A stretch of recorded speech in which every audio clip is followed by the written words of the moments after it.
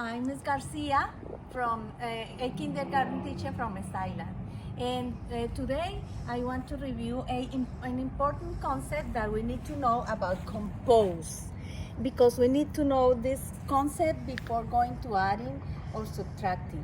Then today we are going to review compose. What is compose? Compose is to get two small sets or more small sets and combine it to one big set. And I have some examples here, and I was thinking in something that maybe you have in home so you can practice. I just did with paper some cards, as you see, with numbers, and then we are going to get cards. Those will be the small groups. If you see here, two little cups, and I put a hole in here. Okay, so you can mix or you can add, you can combine and join those small groups. Okay, then for example, if I have the number 5 in here and I have the number 3, I'm going to get those numbers to combine.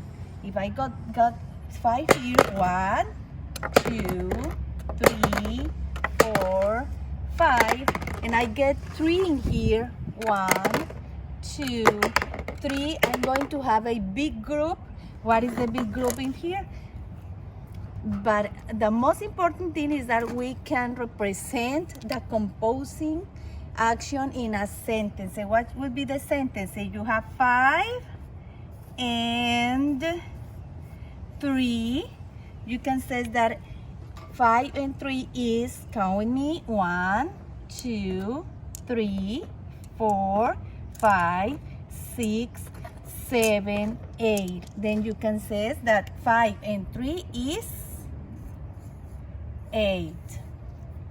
That is an example that we can practice, how we can practice in home and how we can make our sentences. How we can reflect that in our real life. I have a word problem for you. This is Miss Garcia's. Miss Garcia's has some fruits. I have some oranges, I have some apples. Now Miss Garcia needs to know how many fruits I have in all. Then what we are going to do is we are going to count the small groups. I have a small group of apples. Then I'm going to count the apples. 1, 2, 3, 4, 5, 6, 7. Then I have 7 apples here. Okay, this is the number 7. And I have a group of oranges. 1, 2, 3, 4 oranges. Then I have 4 oranges here. Okay, those are my small groups. How we are going to represent that? Miss Garcia has 7 apples and 4 oranges. How many fruits I have in all? Now we are going to combine them and we are going to count all of them. 1, 2, 3, 4, 5, 6, 7, 8, 9, 10, 11. Then I can say that 7 and 4 is 11. Then what we are doing is getting small groups. Remember, small groups, and we are combining in a big group. That means compose.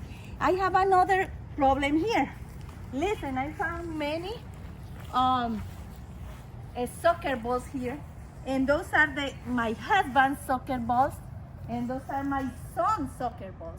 I want to know how many soccer balls I have in home. Then I have a small group of 3, another small group of 3, and my big group will be the goal. I'm not really well in that, but I'm going to try to get that, because you don't have to stay in home just studying. You can use your sports, your favorite things to compose and decompose. Now look at this. Then I have 1, I have 2, I have 3 for my husband, and I have 1 and 2